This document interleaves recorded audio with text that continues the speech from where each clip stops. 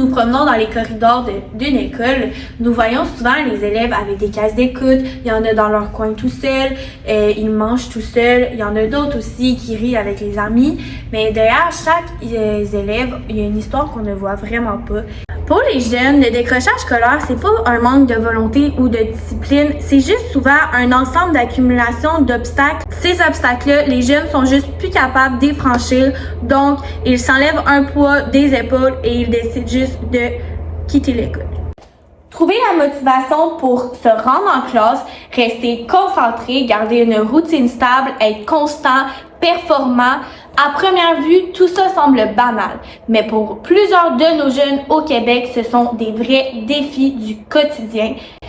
Et c'est aussi souvent dans l'indifférence ou dans l'incompréhension des gens autour.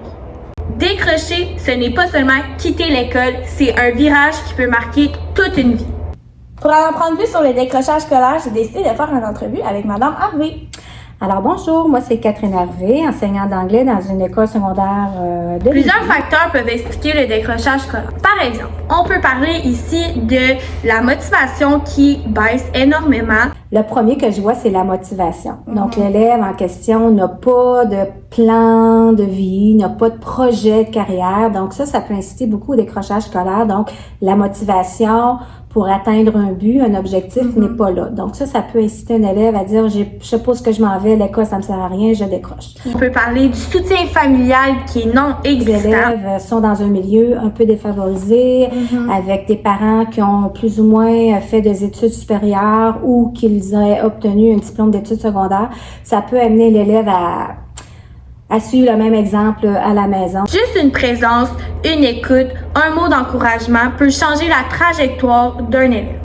Au Québec, le ministère de l'Éducation y investit beaucoup de ressources, beaucoup de temps, beaucoup d'argent pour garder une persévérance scolaire des élèves secondaires. Mais en réalité, pourquoi qu'en 2022-2023, il y a un taux de 18% d'élèves secondaires qui étaient à risque de décrocher? Vous pensez que le système scolaire met assez d'énergie, assez de stratégie pour diminuer le décrochage scolaire? En fait, ce que je pense réellement, c'est que le gouvernement ne mettra jamais assez d'argent dans nos écoles. Je comprends. On a toujours besoin de nouvelles ressources, on a toujours besoin de gens professionnels autour de nous.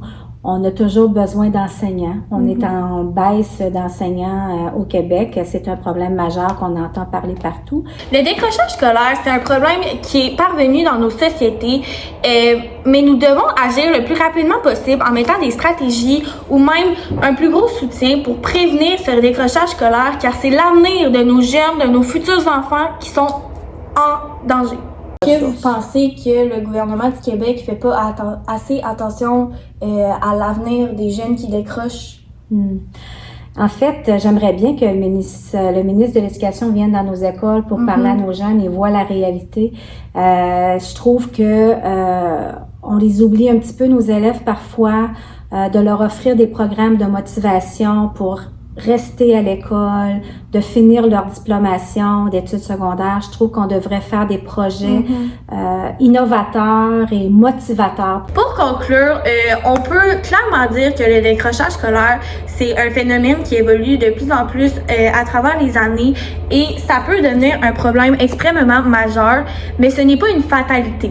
Juste avec des stratégies mises en place par le ministère de l'Éducation, le gouvernement du Québec, juste un plus grand soutien, la compréhension des ressources mises en place, on peut tous contribuer en tant qu'une société et diminuer le taux de décrochage scolaire.